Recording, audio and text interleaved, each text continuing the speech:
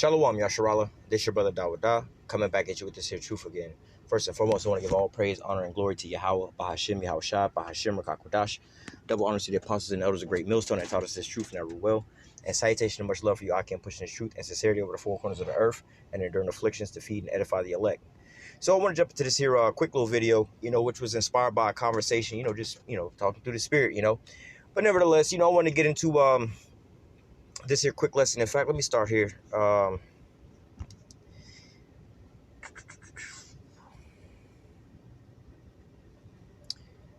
Right here. So the conversation started out with, basically, the Christianity way of thinking about, God.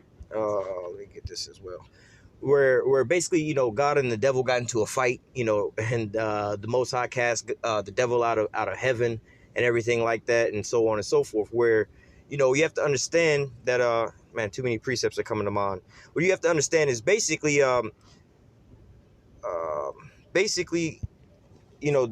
Satan, the spiritual demon Satan, all right, is basically like, when you talk about angels and demons and things like that, the spirits in the spirit realm, though they don't go off, all right. So like the Most High is not going to create something and, lose control of them or anything like that, all right. So you have to understand that some of these things, they have different, different meanings, more or less to say, just like how in today's times, you'd be like, oh, you snake, you a dog. It's not calling a person an actual animal or anything like that, So let's start here real quick. Well,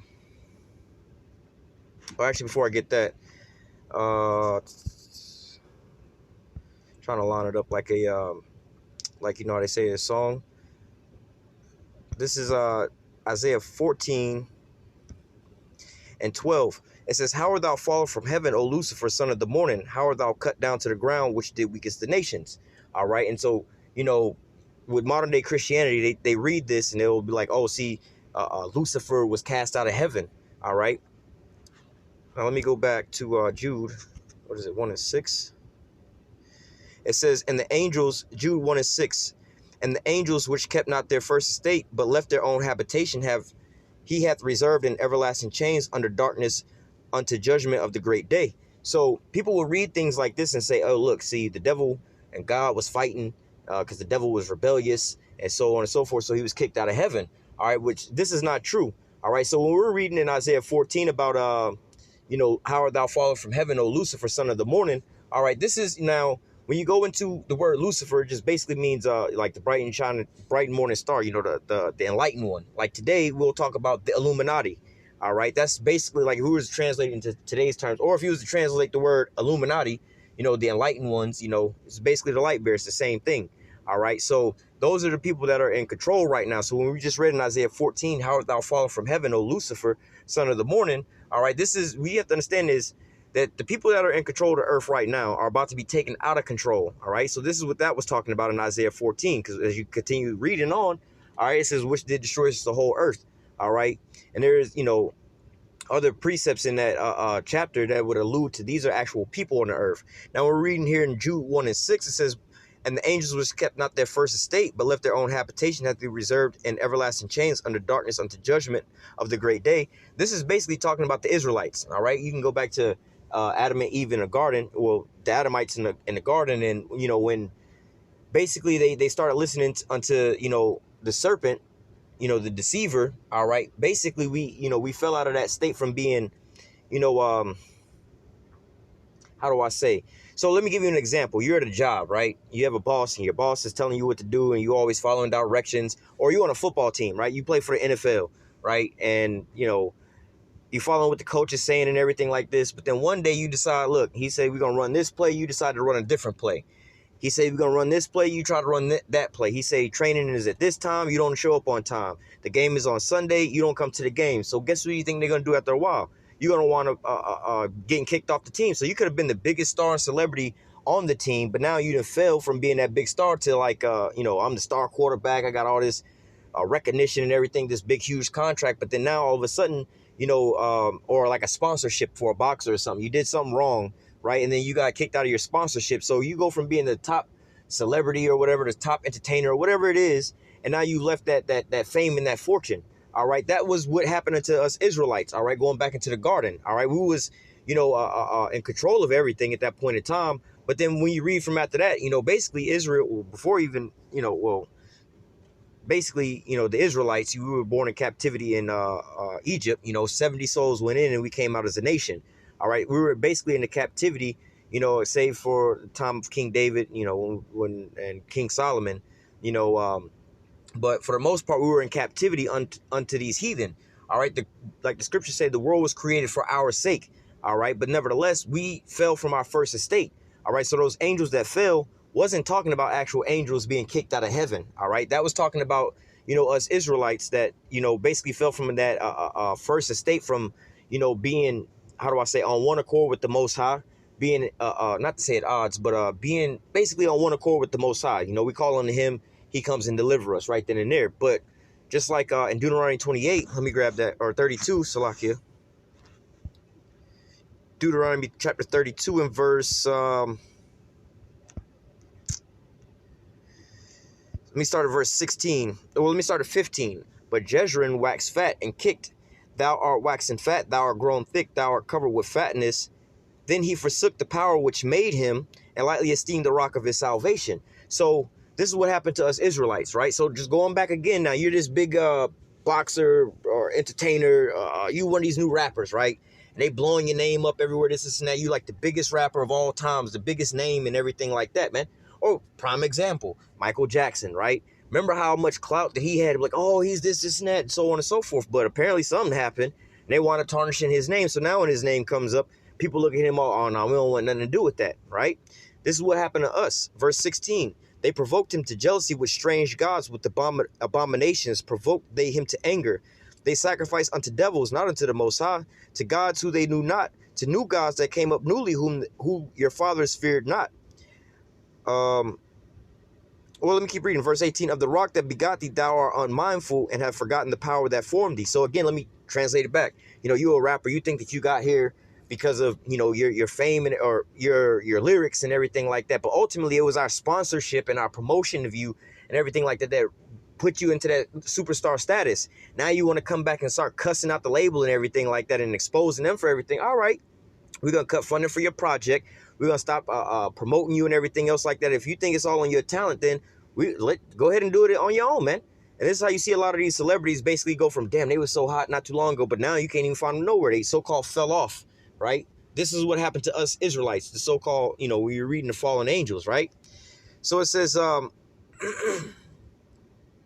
verse 18, of the rock that begot thee, thou art unmindful, and hast forgotten the power that formed thee. And when Yahweh saw it, he abhorred them because of the provoking of his sons and his daughters. And he said, I will hide my face from them. I will see what their end shall be. For they are very poor generation, children in whom is no faith. All right. So that was us falling from our first estate. All right. The angels that fell from their first estate. Now going back into this, the devil, right? Let me go to, because remember we read in Isaiah 14 about how thou fallen from heaven, O Lucifer, right? Let's go to the book of Job, chapter 1 and verse 6. Now there came a day when the sons of God came to present themselves before Yahweh, and Satan came among them. And Yahweh said unto Satan, whence comest thou? Then Satan answered Yahweh and said, from going to and fro in the earth, from walking up and down in it, right? And so let me read verse 8. And Yahweh said unto Satan, hast thou considered my servant Job, that there is none like him in the earth, and a perfect and upright man, one that feareth the Most High and escheweth evil? Then Satan answered Yahweh and said, doth Job fear the Most High for naught? Right? So now you hear this here conversation is going back and forth, right? Between the Most High and Satan. Now this is the spiritual demon Satan. Now, when the Most High first questioned the spiritual demon Satan, he didn't buck up like, man, I don't got to answer you. I ain't finna do it. Hey, mind your business. I'm going to mind my business. I'm going to go over here and do me and you do you. No, he didn't say nothing like that. All right. He answered them, and they were dialoguing back and forth, and the Most High told him to go and try Job, and he went in, he followed directions, right? So like I said, they don't go off. All right. So now this is actually the spiritual demon Satan. Now, however, the word Satan goes into the word adversary, right? So if, like, for instance, I'm allergic to cheese, right? So my body has an adverse reaction to cheese. That's an adversary to me. Or if I have a person that's like, like Jake say, oh, we got beef with one another. Oh, They over here trying to come out on us or this and that. You know, those are our adversaries over there. All right, you could basically say that they're Satan's, right? Now the word devil goes into the word deceiver. All right, so if I was coming up to you saying, look, man, you know, this is a good car. You know, I'm a car salesman. This is a good car. You should buy this car. I'll give it to you for a good deal and everything like that. It's very dependable, very reliable, and all these things, right? But then all of a sudden you buy the car and you get your first bill in, and your payment is super high. You get the car, try to start the car don't want to run. It's got this weird knock to it. It's just smoking and everything like that, man. Then you realize, like, man, they didn't sold me a damn lemon, man. All right, they deceived me into buying this here car. All right, that would be basically like saying, oh, another devil, right? All right, so now speaking on these here terms, right, this could also be into a how do I say, people. You know what I'm saying? Not necessarily the spiritual demon, Satan, and things like that. So now let's go to the book of Job still, chapter 9, verse 24. It says, the earth is given into the hand of the wicked. All right, well, real quick. What was it, Malachi? Let me just read Malachi 1 and 4. It says, whereas Edom saith, we are impoverished, but we will return and build the desolate places. Thus saith Yahweh of hosts, they shall build and I will throw down, and they shall call them the border of wickedness. All right, so the earth was given into the hand of the wicked. And we know here, as we're reading, that Edom was known as the wicked. All right, the people against whom Yahweh will have indignation forever. So they're adverse to the Most High, right? These people are the adversaries of the Most High, right? So going back to Job 9 and 24,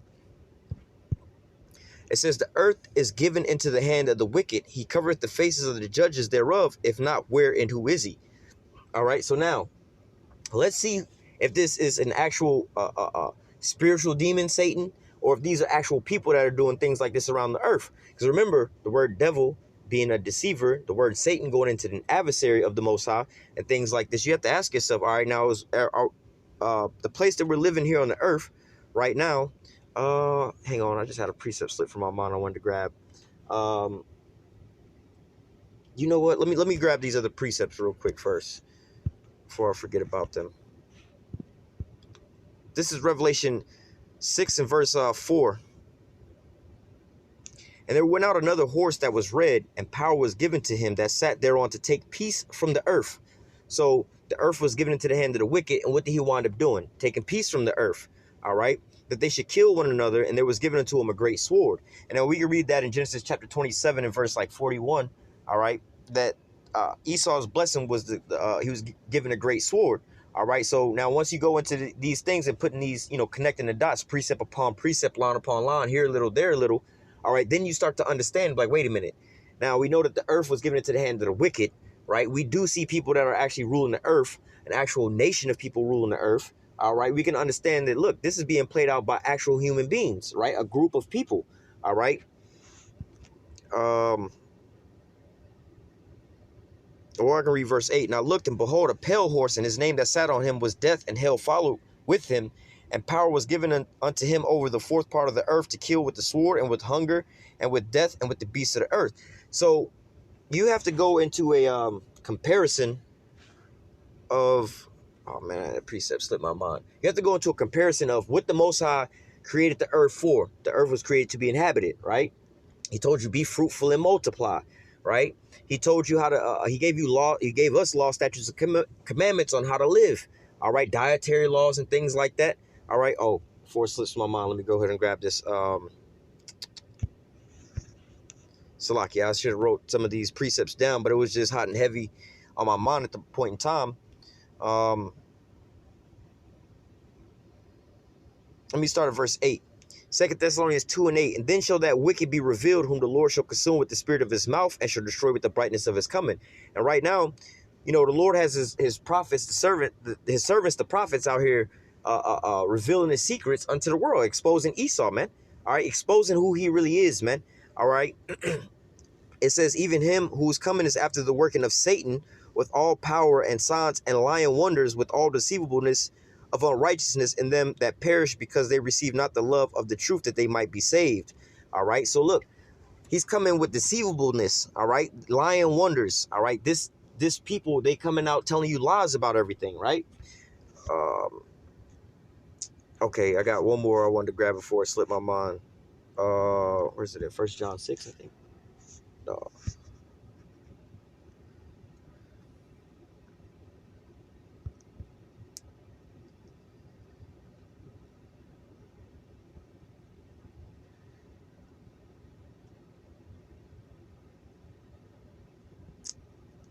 Oh, here it is. 1 John chapter 2 and 8. It says, little children, it is the last time, and as you have heard that Antichrist, as is written, shall come, and even now there are many Antichrists, whereby we know that it is the last time, right? So now, reading these here precepts and putting these precepts together, all right, what we can understand is that the earth was given into the hand of the wicked. The wicked, the border of wickedness, was a group of people that actually walked the earth, that's still here today, that the earth was given into their control to take peace from the earth, all right, with all power and lion signs and deceivableness, all right. These people will be doing these things. So now you got to think about what the Most High does, all right, and then you got to think about what these people would be doing. Like we were reading about as is written here, Antichrist, all right, against the things that the Most High have going on. So now the Most High created, like in the beginning, it says, hey, well, for one, the Most High created the earth to be inhabited. But we read in Revelation 6 about how he was to take peace from the earth and to kill with the sword, right? So the Most High created the earth to be inhabited, told you to be fruitful and multiply. But these group of people are going around killing people throughout the whole earth, waging wars and bombing people, starving people out, man. All right. What group of people are actually doing this on the earth today, man? All right. Is there not a group of people that's actually doing this on the earth? All right. The Most High created every seed or every fruit bearing its own seed. All right, who's taking the seeds out of all these fruits and creating or recreating their own GMOs like that, man? All right, the Most High said, look, how does it say? Man shall leave his mother and his father and cleave unto his wife. The two shall become one. All right, you know, a man should not lie with mankind like he lies with a woman. All right, but who is out here telling you that, no, it's all right for, you know, two men to get married, two women to get married, you know, and raise kids and things like that, man? All right, now the scriptures tell you what you're supposed to be doing to these moles out here, right? You know, what the punishment is for that, right? The scriptures tell you, and the Most High is direct. He's like, look, man, if you don't follow my directions, you gonna die. You know, in a lot of cases, you know, this is what your punishment's gonna be. But what does the devil tell you? Nah, you can do whatever you want to do. It's YOLO. It's whatever makes you feel good. Do all these types of things. What group of people right now is pushing this vibration out throughout the earth? Here's another precept real quick, just came to mind. Jeremiah 51, verse 7. Babylon have been a golden cup in Yahweh's hand that made all the earth drunken. The nations have drunken of her wine, therefore the nations are mad. So we know that basically Edom is in control, is ruling out of the land of the modern day Babylon. So who's pushing these agendas throughout the whole earth, right? Like I said, in the scriptures, the Most High say, look, this is how you deal with these moles. But with these people that's ruling the earth right now, they say, hey, look, if you even talk about them, we're going to cancel you. We're going to shut you down. You know, we're going to punish you some type of way. It's okay for these people to go do all these things. All right. Are they not against an adversary to the Most High? Are they not deceiving the people? All right. Are they not over here taking peace from the earth and killing off all the people on the earth when the Most High created the earth to be inhabited? All right. Are they not changing up the... Oh, there's another precept. Isaiah chapter 24 and verse 5. The earth also is defiled under the inhabitants thereof, because they have transgressed the laws, all right, going against what the Most High said, changed the ordinance, and broken the everlasting covenant. All right, so is there a demon that's walking the earth that's doing these things, or is it a group of people that's actually every day signing laws saying, hey, look, you know, we got a anti-hate law against this here community and everything like that, when the Most High was like, nah, man, this is how you're supposed to deal with them and everything like that, man. All right, so everything that they're doing is contrary to the Most High right now, man. All right, and there's a group of people that's literally doing this right now, passing these laws, not only passing the laws here, but these laws are being passed out throughout the whole earth, man. All right, so look, when you talk about, you know, there's a devil and you're going to well, there is a spiritual demon, Satan, but however, you know, he's just, you know, he's working for the Most High. You know what I'm saying? That's just the left-hand side, right? But nevertheless, there are people that's out here on the earth. That's why we call these people the damn devil. Y'all a bunch of devils out here, man, because y'all the ones out here changing the laws, changing the ordinances, putting away the law, statutes, commandments of the Most High. When you go into these so-called churches that they have set up, they don't teach you about none of these things. They're like, yo, dog, these two moles, they can go get married and whatever. And if you don't want to marry them, we're going to take away, all your benefits and things like that. All right. The Most High prescribed a way to deal with all these things, man. They're going against the Most High, man. They're the adversary. They're adverse to the Most High in the ways things are going, man. All right. They try to feed you all these abominable foods. The Most High say, look, don't eat this. This is an abomination. Don't touch swine. Don't eat swine. Don't eat, you can only eat the fish basically with scales and fins. All right. But nevertheless, what does these people out here say? Look, we're going to wrap everything in bacon, man. But the Most High said it's an abomination. But what are the people that's in control of the whole earth right now pushing forth, man? All right. So you want to know who the damn devil is? Like, oh, well, some good ones and some bad. Nah, man. They all the damn devil, man. Now, this ain't based off of their skin color or nothing like that, because you have some Israelites that look like these people, man. All right. But look at the spirit that they're coming in, man. All right. But nevertheless, I just want to touch on this real quick, because I was literally just having this conversation with somebody not too long ago, and it was just like something hard for them to wrap around their mind. But when I put it in the context, like, all right, well, the Most High says this is how you deal with these moles or whatever, or this is the dietary law you should stick by. What are these people out here pushing? You can eat bacon wrapped crab feet or crab legs and things like that, man. All right, so ultimately you have to understand that this group of people out here, this is why we call them the damn devil. It's not out of hatred. It's just that this is the role that they're playing, man. All right, so I'm going to leave you with that. Lord willing, the elect was edified with this here lesson. Until next time, I say, call halal, Yahweh, Ba'ashem, Yahushua, Ba'ashem, Rakak, Quadash. Double honors to the apostles and the elders of Great Millstone that taught us this truth and that rule well. And salutation and much love for you, Akim, pushing this truth and sincerity over the four corners of the earth and enduring afflictions to feed and edify the elect. Till next time, I say, stay strong. Shalom.